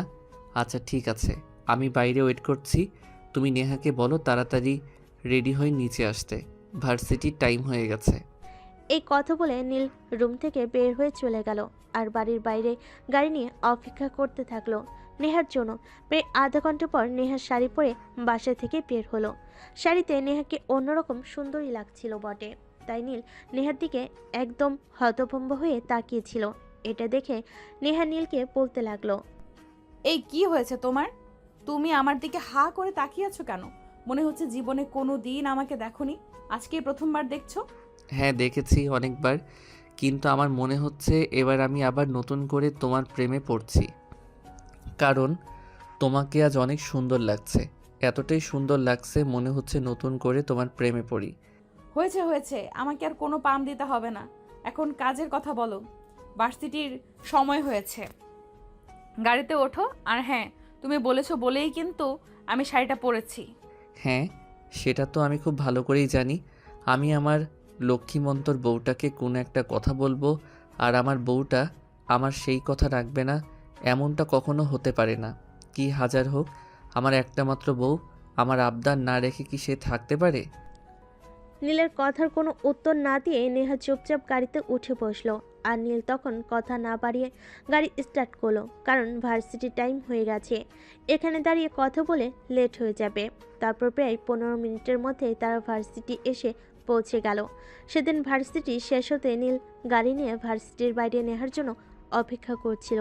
নেহা ভার্সিটির গেট দিয়ে বাইরে প্রবেশ করে নীলকে দাঁড়িয়ে থাকতে দেখে বলল, কি ব্যাপার, দাঁড়িয়ে আছো কেন? গাড়িতে গিয়ে বসো, আমার মাথাটা খুব ব্যথা করছে। তাড়াতাড়ি বাসায় নিয়ে চলো। বাসায় নিয়ে যাব মানে? আব্বু গতকালকে বলেছিল তোমার কি সেটা একটু মনে নেই?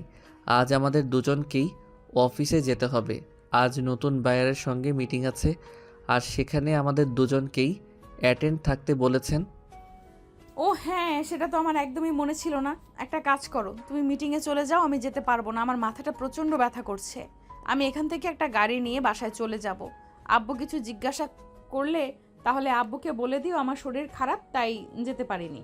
আচ্ছা ঠিক আছে, সমস্যা নেই। চলো তোমাকে একটা ট্যাক্সি ভাড়া করে দেই, ওটা নিয়ে তুমি বাসায় চলে যাও। আর হ্যাঁ, আম্মুকে বলে দিও আজ আমার পছন্দের গরুর মাংস আর ভুনা খিচুড়ি রান্না করতে। একদমই না, আজ বাসায় কোনো খিচুড়ি টিচুড়ি হবে না। আমি সকালবেলা আম্মুকে বলে এসেছি আমার পছন্দের চিকেন বিরিয়ানি রান্না করতে, আর আজকে বাসার সবাই এটাই খাবে। তোমার যদি পছন্দ হয় তুমি খেতে পারো, আর না হলে তোমার ইচ্ছে। তুমি কেমন বউ গো? আমি তো সেটাই বুঝলাম না। তোমার জামাই একটা জিনিস খেতে আবদার করেছে আর তুমি উল্টো কথা বলছো। ঠিক আছে, তোমার যদি তোমার জামাইকে না খাইয়ে রাখতে ভালো লাগে তাহলে তুমি তাই করো। আমি আর তোমাকে কি বলবো? তোমাকে আমি না খাইয়ে থাকার কথা তো বলিনি। আমি তো শুধু তোমাকে এইটুকুই বলেছি যে আম্মুকে আমি বলে এসেছি আজ আমার পছন্দের চিকেন বিরিয়ানি রান্না হবে। এখন তুমি বলছো চিকেন বিরিয়ানি খাবে না। এখন তুমি কি খাবে না খাবে সেটা তো একান্তই তোমার ব্যাপার, তাই বললাম আর কি। আচ্ছা চলো, তোমাকে বাসায় পৌঁছে দেওয়ার ব্যবস্থা করি। আমাকে এখনই চলে যেতে হবে, তা না হলে আবার আব্বু রাগারাগি করবে, কারণ মিটিংয়ের টাইম হয়ে গেছে। এই বলে নীল নেহাকে একটা গাড়িতে করে বাড়িতে পাঠিয়ে দিল আর সে মিটিং করতে অফিসে চলে গেল। এদিকে কিছুক্ষণের মধ্যেই নেহা বাড়িতে ফিরে আসলো। নেহাকে দেখে তার শাশুড়িমা অবাক হয়ে জিজ্ঞাসা করলো, কি ব্যাপার বৌমা, তুমি বাড়িতে চলে আসলে কেন? তোমার তো আজকে নীলের সঙ্গে অফিসে যাওয়ার কথা ছিল, যাওনি কেন? আম্মু আসলে আমার শরীরটা ভালো লাগছে না, মাথাটা খুবই ব্যথা করছে, তাই আমি বাসায় চলে এসেছি।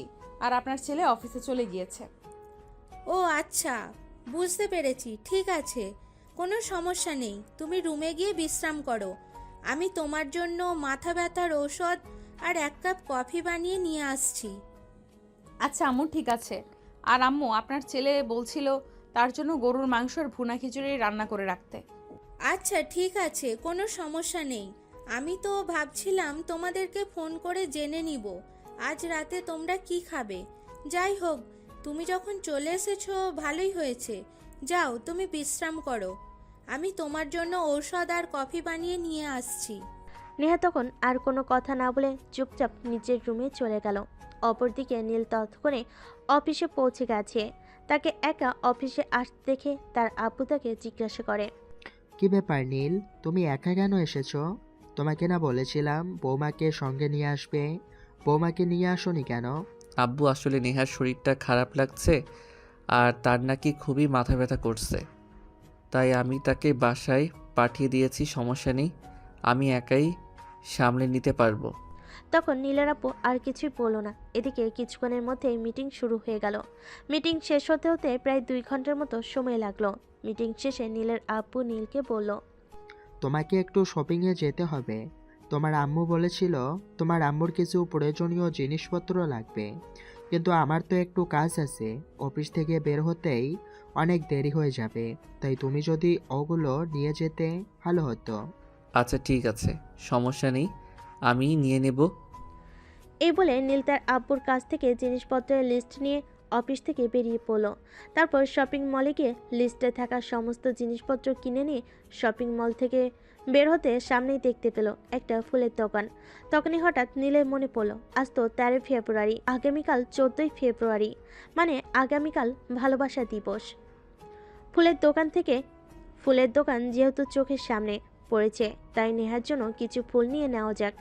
নেহা ফুল অনেক পছন্দ করে, যেমন চিন্তা তেমন কাজ, তাই নীল ফুলের দোকান থেকে ব্যাস কিছু গোলাপ কিনে নিল। নেহা গোলাপ ফুল অনেক পছন্দ করে। রাত তখন আনুমানিক 9টার মতো বাজে। ততক্ষণে নীল এসে বাসায় পৌঁছালো। দরজার সামনে দাঁড়িয়ে কলিং বেল চাপ দিতেই নেহা এসে দরজা খুলল। নেহাকে দরজা খুলতে দেখে একটু উস্কানি মেরে বলল, আমার মনে হচ্ছে তুমি এতক্ষণ হয়তো আমার আসার জন্য অপেক্ষা করছিলে, তাই কলিং বেল দেওয়ার সঙ্গে সঙ্গে দরজা খুললে। আমার তো খেয়ে দেয়ে কোনো কাজ নেই, আমি তোমার আসার জন্য অপেক্ষা করতে থাকবো? এটা তুমি ভাবলে কি করে? কখনোই না। আমি কেন তোমার জন্য অপেক্ষা করব? যাই হোক, তোমার সঙ্গে ঝগড়া করার কোনো ইচ্ছে আমার নেই, কারণ তুমি তো সিদ্ধান্ত নিয়েছো আজ তুমি আমাকে না খাইয়ে রাখবে। তাহলে আমি তোমার সঙ্গে কথাই বা বলছি কেন? সরো আমার সামনে থেকে, আমাকে ভিতরে যেতে দাও। এই কথা বলে নীল সেখান থেকে পাশ কাটিয়ে চলে গেল। নেহা এটা মোটেও আশা করেনি যে সে জানে আজ 13 ফেব্রুয়ারি আর আগামীকাল 14 ফেব্রুয়ারি। প্রতি বছর এই দিনে নীল নেহাকে অনেক গিফট করত আর তার সঙ্গে খুবই ভালো সময় কাটাতো, কিন্তু আজই এরকম করবে এটা তো প্রত্যাশার বাইরে ছিল। তাই নেহা মন খারাপ করে সেখান থেকে চলে গেল। এদিকে নীল তার মায়ের জিনিসপত্রগুলো তার মায়ের কাছে দিয়ে তারপর ফুলগুলো নিয়ে রুমে চলে গেল। সে রুমে গিয়ে দেখে নেহা মন খারাপ করে বেলকনিতে বসে আছে। নীল তখন নেহার সঙ্গে আর কোনো কথা না বলে সোজা ওয়াশরুমে চলে গেল। তারপর ফ্রেশ হয়ে এসে সুন্দর করে একটা শার্ট আর একটা প্যান্ট পরলো, যেগুলো নেহার খুব পছন্দের। তারপর ফুলগুলো হাতে নিয়ে নেহার সামনে গিয়ে দাঁড়ালো। নেহা নীলকে দেখেও না দেখার ভান করে অন্যদিকে তাকিয়ে রইল। তখনই নীল নেহার সামনে বসে হাঁটু গেড়ে ফুলগুলো নেহার দিকে এগিয়ে দিয়ে বলে, আই লাভ ইউ মহারানী। নতুন করে বারবার আপনার প্রেমে পড়তে চাই। আপনি কি আমার সেই মানুষটা হবেন যার চোখে তাকিয়ে সারা জীবন আমি শুধু প্রথমবারের মতো করে প্রেমে পড়তে পারবো? ঢং দেখে আর বাঁচি না। বুড়ো বয়সে ভীমরতি ধরেছে নাকি? এই ভীমরতি ধরবে কেন? আমার তো এখন একটা বাচ্চা কাচ্চা হলো না, বাবা ডাকে শোনা হলো না, আর বুড়ো হয়ে গেলাম কিভাবে? একদমই এভাবে কথা বলবে না। তুমি আমার 10টা না 5টা না একটা মাত্র লক্ষ্মীমন্তর বউ। তুমি এভাবে কথা বললে আমার কষ্ট লাগে না বুঝি? উরে বাবারে, বাবুটা আমার, ওনার নাকি কষ্ট লাগে। আপনি যখন অন্যজনকে কষ্ট দিয়ে কথা বলেন তখন বুঝি অন্যজনের কষ্ট লাগে না, নাকি অন্যজনের কষ্ট আপনার চোখে পড়ে না? পড়ে না কেন? অবশ্যই পড়ে। তুমি অভিমান করলে তো আমার বেশ ভালোই লাগে। আমি তো চাই তুমি বারবার এভাবে আমার সঙ্গে অভিমান করো, কারণ তোমার অভিমানী মুখটা দেখে আমার দারুণ লাগে। তার মানে এই সব কিছু তুমি আমার সঙ্গে ইচ্ছে করে করো, তাই না? আচ্ছা ঠিক আছে, আজ থেকে আমি তোমার সঙ্গে কোনো কথাই বলবো না। তাহলে তো তুমি খুশি? এই যা, বউটা আমার বলে কি আমার 10টা না 5টা না একটা মাত্র বউ, সে কিনা আমার সঙ্গে কথা না বলে থাকবে? এটা কখনো হয় নাকি? আমি তো জানি আগামীকাল ভালোবাসা দিবস, তাই তো আমি তোমার জন্য এতগুলো ফুল নিয়ে এসেছি, কারণ তুমি ফুল পছন্দ করো। আর আমার ভালোবাসার মানুষটাকে পছন্দের জিনিসগুলো আমি তাকে এনে দেব না, এমনটা কখনো হয় নাকি? আচ্ছা ঠিক আছে, এখন চলো ডাইনিং টেবিলে। আম্মু তোমার পছন্দের গরুর মাংসর ভুনা খিচুড়ি রান্না করেছে, সবাই একসঙ্গে বসে খাওয়া দাওয়া যাবে। তুমি না বললে আজ বাসায় চিকেন বিরিয়ানি রান্না হবে? তাহলে আবার এগুলো কখন রান্না হলো? আমার 10টা না 5টা না একটা মাত্র জামাই আছে, আমার কাছে আবদার করেছে সে গরুর মাংস আর ভুনা খিচুড়ি খাবে। সেখানে কি আমি আমার নিজের ইচ্ছেটাকে বেশি প্রায়োরিটি দিতে পারি? কখনোই তো নয়। তাই আমি বাসায় এসে আম্মুকে বলেছি তোমার পছন্দের গরুর মাংস আর ভুনা খিচুড়ি রান্না করতে, তাই আম্মু সেগুলোই রান্না করেছে। তারপর দুজনে কথা বলতে বলতে ডাইনিং টেবিলে চলে গেল। ততক্ষণে নেহার শ্বশুরমশাইও বাসায় চলে এসেছে। তারপর সবাই মিলে একসঙ্গে রাতের খাবারটা খেয়ে নিল। রাতের খাবার শেষ হলে যে যার মতো নিজেদের রুমে চলে গেল ঘুমানোর জন্য। নীল একটু তার আব্বুর সঙ্গে কথা বলার জন্য আব্বুর রুমে গিয়েছিল। এদিকে নেহা নিজের রুমে এসে নীলের জন্য তার পছন্দের লাল রঙের একটা শাড়ি পরে নিল, আর খোপায় কিছু গোলাপ ফুল গুজে নিল। আধা ঘন্টা পর নীল রুমে এসে তো নেহার শাড়ি পরা দেখে একদমই অবাক। তুমি না আমাকে বললে যে তুমি শাড়ি পরতে পারো না, তাহলে এখন কিভাবে একা একা শাড়ি পরেছো? আমার ভালোবাসার মানুষটা আমার জন্য এতগুলো ভালোবাসা নিয়ে এসেছে, আর আমি আমার ভালোবাসার মানুষটার জন্য কিছুই করতে পারবো না? এটা হয় নাকি? তাই তো আমি তোমার পছন্দের লাল রঙের শাড়িটা পরেছি। নেহাকে শাড়ি পরা অবস্থায় দারুণ সুন্দরী লাগছিল। সেটা শুধু নেহার ক্ষেত্রেই নয়, বাঙালি প্রত্যেকটা মেয়েকেই শাড়ি পরলে অসাধারণ লাগে। নীল যেন আরও একবার নতুন করে নেহার প্রেমে পড়ল। নেহাকে দেখে যেন তার গান গাইতে ইচ্ছে করতেছে। তাই তো সেই আপন মনে গিয়ে উঠল। প্রেমে পড়েছি, আমি প্রেমে পড়েছি। আমার পুরান বউয়ের নতুন করে প্রেমে পড়েছি। নীলের এমন বেসুরে গান শুনে নেহা তো একদম হেসে কুটি কুটি, কিন্তু নীল সেদিকে কোনো কর্ণপাত করল না। সে নেহাকে আরও একবার নতুন করে তার কাছে পেতে চাইল। তাই তো সে নেহাকে নিজের কাছে টেনে নিল আর ভালোবাসার উষ্ণতায় উষ্ণিত করতে থাকলো। দুজনেই দুজনের ভালোবাসা দিয়ে দুজনকে পরিপূর্ণ করে তুলল।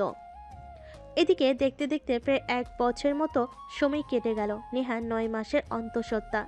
পরিবারে চলছে খুশির আমেজ। নতুন অতিথির আগমনের কথা শুনে সবাই তো খুশিতে একদম পাগল প্রায় অবস্থা। পরিবারের একমাত্র সন্তান আসছে বলে কথা। এদিকে দেখতে দেখতে নেহার ডেলিভারি ডেট ঘনিয়ে আসলো।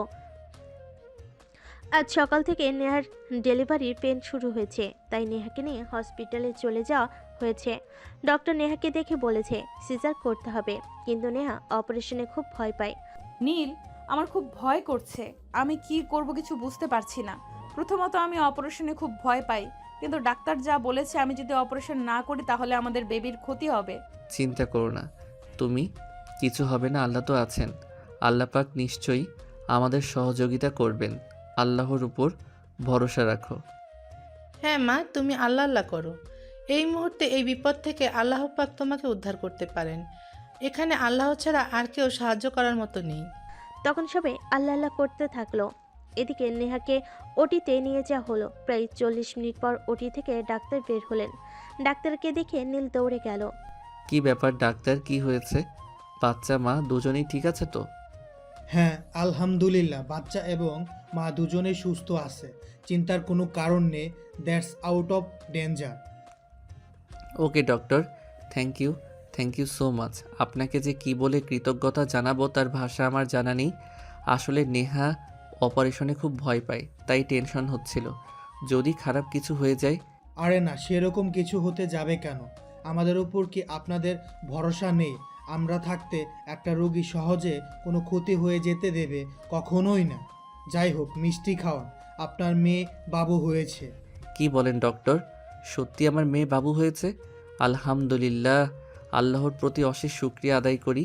আল্লাহ আমাকে একটা মেয়ে বাবু দান করেছেন। যাই হোক ডক্টর, মিষ্টির জন্য আপনাদের চিন্তা করতে হবে না। আপনাদের যত ইচ্ছা হয় আমি ততই আপনাদের খাওয়াবো। কিন্তু আমি কি একবার আমার মেয়ে আর মেয়ের মায়ের সঙ্গে দেখা করতে পারি? অবশ্যই, কিন্তু এক ঘন্টা পর মেয়ে আর মেয়ের মাকে কেবিনে শিফট করা হবে। তখন আপনাদের সবাই দেখা করতে পারবেন, কিন্তু এখন নয়। নীল তখন আর কোনো কথা না বলে চুপচাপ সেখানে দাঁড়িয়ে অপেক্ষা করতে থাকলো। কখন 1 ঘন্টা সময় পার হবে, সে নেহা আর তার মেয়ের সঙ্গে দেখা করবে। হসপিটালের করিডোরে নীল পায়চারি করছিল প্রায় পাগলের মতো। সেটা দেখে নীলের আব্বু তাকে বলে, আরে বাবা, তুই এখানে এভাবে পায়চারি করছিস কেন? একটু এক জায়গায় স্থির হয়ে দাঁড়া। এমনটা তো নয় যে পৃথিবীতে তুই প্রথম বাবা হয়েছিস। আমাদেরও সন্তান হয়েছিল, আমরা এত অস্থিরতা দেখাইনি কখনোই। তুমি যখন বাবা হয়েছিলে তখন একটা সময় ছিল, আর এখন অন্য একটা সময় হয়েছে। তাছাড়া আম্মুর সঙ্গে তোমার বিয়ে হয়েছিল পারিবারিকভাবে, আর নেহাকে আমি ভালোবেসে বিয়ে করেছি। তাই আমাদের মধ্যে ভালোবাসাটা তোমরা বুঝবে না। আরে না বাবা, তোদের ভালোবাসা আমরা বুঝবো কি করে? কারণ আমি তো তোর সন্তান, তুই আমার সন্তান নস, তাই না? আব্বু প্লিজ দাঁড়িয়ে আসো, চুপচাপ দাঁড়িয়ে থাকো না আমার সঙ্গে। কেন এরকম করছো? আমার মেয়েটাকে দেখার জন্য আমার মনটা ছটফট করছে, সেরকমই নেহাকে দেখার জন্যেও। নীল এমনভাবে সেখানে পায়চারি করছিল যেন তার কাছে প্রতিটা মিনিট প্রতিটা সেকেন্ড অনেক সময় বলেই মনে হচ্ছিল। তার সময় যেন কাটতে চাইছিল না। এভাবে তার কাছে 1 ঘন্টার সময় একটা বছরের সমান মনে হচ্ছিল। 1 ঘন্টা সময় অতিবাহিত হওয়ার পর নেহাকে কেবিনে শিফট করা হলো। নীল তখন পাগলের মতো দৌড়ে সেখানে চলে গেল। নেহার কাছে গিয়ে নেহাকে জিজ্ঞেস করলো, নেহা, এখন তুমি কেমন আছো? সব ঠিক আছে তো? তার আগে তুমি আমাকে এইটা বলো যে তুমি ওই মহিলা ডাক্তারের সঙ্গে কি নিয়ে কথা বলছিলে? বুঝলাম না। আমি তো তোমাকে তোমার শরীরের অবস্থার কথা জিজ্ঞাসা করেছি, আর তুমি আমাকে উল্টে প্রশ্ন করছো। হ্যাঁ করছি তো, কারণ তোমাদের ছেলে মানুষকে দিয়ে তো আমার বিন্দুমাত্র বিশ্বাস নেই। আমি অসুস্থ হয়ে পড়েছি আর তার জন্য তুমি ওই মহিলা ডাক্তারকে পটানোর চেষ্টা করছো? হাই আল্লাহ, এটা আমি কি শুনছি? আমি তো নিজের কানকেই বিশ্বাস করতে পারছি না। একটা মেয়ে যে কিনা 1 ঘন্টা আগে অপারেশন থিয়েটার থেকে বের হয়েছে, আর সেই কিনা এখন আমাকে এমন প্রশ্ন করছে। এটা পৃথিবীতে এই প্রথম আমি শুনছি কিনা সেটাই তো সন্দেহ লাগছে। কারণ কোনো মেয়ে মানুষ অপারেশনের যন্ত্রণা পেলে তার স্বামীকে এমন প্রশ্ন করতে পারে সেটা আমার জানা ছিল না। এই, তুমি একদম কথা ঘোরানোর চেষ্টা করবে না। আমি তোমাকে যেটা প্রশ্ন করেছি তুমি আমাকে আমার সেই প্রশ্নের উত্তর দাও। আমি তোমাকে জিজ্ঞেস করেছি তুমি ওই মহিলা ডাক্তারের সঙ্গে অপারেশন থিয়েটারের বাইরে এতক্ষণ সময় নিয়ে কি কথা বলছিলে? আরে বাবা, আমি তো ওই ডাক্তারকে তোমার অবস্থার কথা জিজ্ঞাসা করেছিলাম। জানতে চাইছিলাম তোমার কোনো সমস্যা হয়নি তো, আর আমাদের বেবি ঠিক আছে তো। আর তুমি কিনা আমাকে এমন প্রশ্ন করছো। আমাকে এতই যখন অবিশ্বাস, তাহলে তো আমার মনে হয় তোমার আমার সঙ্গে সংসার করাটাই ঠিক নয়। হ্যাঁ, এখন তো তোমার সেই রকমটাই মনে হবে, কারণ এখন তো আমি বুড়ো হয়ে গেছি, এক বাচ্চার মা হয়ে গেছি। এখন তোমার ইয়ং কচি জিনিস লাগবে, তাই না? আল্লাহ, তুমি আমাকে উদ্ধার করো। তুমি আমাকে এই কোন মুসিবতে এনে ফেলে দিয়েছো? ততক্ষণে নেহার আম্মু সেখানে এসে উপস্থিত হয় আর নেহাকে এরকম বাক বিতণ্ড করতে দেখে বলেন, আরে নেহা, কি হয়েছে তোর? তোর কি মাথা খারাপ হয়ে গেছে নাকি? আমি তো সেটাই বুঝতে পারছি না। নীল তো ডাক্তারকে তোদের অবস্থার কথা জিজ্ঞাসা করছিল, আর এখন তুই কি না নীলকে আরও কয়েকটা কথা শুনিয়ে দিচ্ছিস? আমার মনে হচ্ছে তুই প্রথম মেয়ে মানুষ যে কি না অপারেশন থিয়েটার থেকে বের হয়ে নিজের স্বামীকে এমন প্রশ্ন করছিস। তোমাদের যদি সেরকম মনে হয়ে থাকে তাহলে তাই, কিন্তু নীল ওই ডাক্তার মেয়েটার সঙ্গে কেন কথা বলছিল সেটা আমাকে জানতেই হবে। ওরে আল্লাহ, আমি তোর আম্মু, আমি কি তোকে মিথ্যে কথা বলবো নাকি? আমি সত্যি বলছি, নীল ডক্টরের কাছে তোর ব্যাপারে জিজ্ঞাসা করছিল, আর কোনো কথা বলেনি নীল। তোকে অনেক ভালোবাসে সে, তোকে ঠকানোর চিন্তা কোনোদিনই নিজের মাথায়ও আনেনি। এবার তুই এসব প্রসঙ্গ বাদ দে। তুই এইমাত্র অপারেশন থিয়েটার থেকে বের হয়েছিস, এখন তোর এসব স্ট্রেস নেওয়া একদমই ঠিক না। আচ্ছা ঠিক আছে, আমি কিন্তু নীলকে শুধুমাত্র তোমার কথাই ছেড়ে দিলাম, তা না হলে কিন্তু আমি ওকে কোনোদিনই ছাড়তাম না। নীল তখন নেহার সঙ্গে আর কোনো কথা না বলে চুপচাপ বাহিরে চলে গেল। এরপর দেখতে দেখতে কেটে গেল 5 দিন।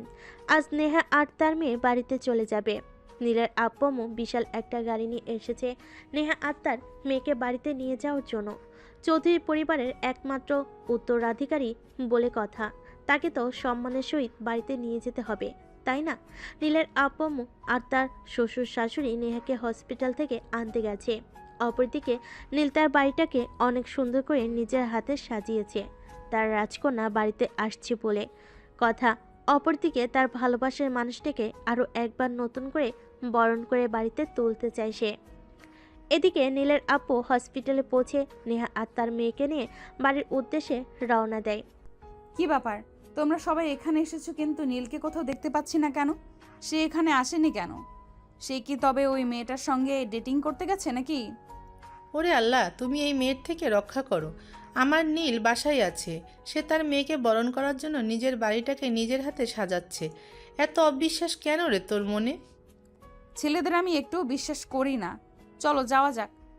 এই বলে সবাই মিলে বাড়ির উদ্দেশ্যে রওনা দেয়। অপরদিকে নীল ততক্ষণে তার পুরো বাড়িটা নিজের হাতে অনেক সুন্দর করে সাজিয়েছে, আর তার রুমটা একদম স্বর্গের মতো করে সাজিয়েছে। যেখানে তার ভালোবাসা মানুষ আর তার রাজকন্যা থাকবে, সেটাকে তো একটু ডিফারেন্ট করতে হবে। তাই তো সারা বাড়িতে অন্যদের সহযোগিতা নিলেও সে নিজের রুমটা নিজের হাতেই সাজিয়েছে। দেখতে দেখতে নেহা আর নেহার মেয়েকে নিয়ে সবে বাড়িতে পৌঁছে গেল। অতঃপর নেহার মেয়েকে রাজকীয়ভাবে সম্মান জানিয়ে বাড়িতে প্রবেশ করানো হলো। এদিকে দেখে দেখে সেদিনকার মতো দিনটা কেটে গেল। রাতের বেলা যখন খাওয়া দাওয়া করে সবাই নিজেদের রুমে চলে গেল, নীল তখন নিজের রুমে প্রবেশ করে আর নেহা তখন তাকে দেখে নিজের কাছে ডেকে নেয় আর আবারও জিজ্ঞেস করে, আচ্ছা তুমি আমাকে সত্যি করে বলো তো, সেদিন তুমি ওই ডাক্তার মেয়েটার সঙ্গে কি নিয়ে কথা বলছিলে? আমি সত্যি বলছি, আমি সেদিন ডাক্তারের কাছে তোমাদের ব্যাপারে জিজ্ঞাসা করছিলাম। আমি তো শুধুমাত্র তোমাকেই ভালোবাসি, এটা তো তুমি বিশ্বাস করো। আমার জীবনে তুমি ছাড়া দ্বিতীয় কোনো নারী কোনো দিনই আসবে না। তুমি আমার জীবনের প্রথম ও শেষ ভালোবাসা। তোমার পরে যদি কোনো নারী বা কোনো মেয়ে আমার জীবনে স্থান পায়, সেটা হলো আমাদের মেয়ে, আমাদের রাজকন্যা। সে ছাড়া কোনো মেয়ে আমার হৃদয়ে নাম লিখতে পারবে না। তুমি সত্যি বলছো তো? আমাকে তোমার কথায় কোনো ভেজাল নেই তো? হ্যাঁ, আমি সত্যি বলছি। 1 সত্যি, 2 সত্যি, 3 সত্যি। আমি শুধু তোমাকে আর আমাদের রাজকন্যাকে ভালোবাসি। তোমরা দুজন ছাড়া আমার হৃদয়ে কোনো মেয়ে মানুষের নাম লেখা নেই। I love you Neha. আমি এখনও তোমাকে ততটাই ভালোবাসি যতটা প্রথম দিন থেকে বেসেছিলাম, আর ভবিষ্যতেও ঠিক এতটাই ভালোবেসে যেতে চাই। এই বলে নেহার কপালে আলাদা করে একটা ভালোবাসার পরশ দেয়। তখনই পাশ থেকে নেহার মেয়ে কান্না করে ওঠে। নীল তখন তার মেয়ের দিকে তাকিয়ে বলে, দেখলে তো নেহা, তোমাকে কিস করেছি, সেটা দেখে তোমার মেয়ে কান্না করছে। তাকে কেন আদর করিনি? হ্যাঁ করবেই তো, এখন থেকে তো তোমার ভালোবাসার মানুষ দুজনকে সমানভাবে ভালোবাসতে হবে। যদি তুমি হেরফের করো তাহলে তো মেয়ে কান্না করবেই। আচ্ছা বাবা, ঠিক আছে, কোনো সমস্যা নেই। আমি তোমাদের দুজনকেই সমানভাবে ভালোবাসবো। এই বলে নীল তার মেয়েকে কোলে তুলে নেয় আর আদর করতে থাকে। এভাবে শুরু হয় তাদের দুষ্টু মিষ্টি একটা ভালোবাসার সংসার। তো ভিউয়ার্স, এতক্ষণ সাথে থাকার জন্য ধন্যবাদ। গল্পটা কেমন হয়েছে কমেন্টে জানাতে ভুলবেন না।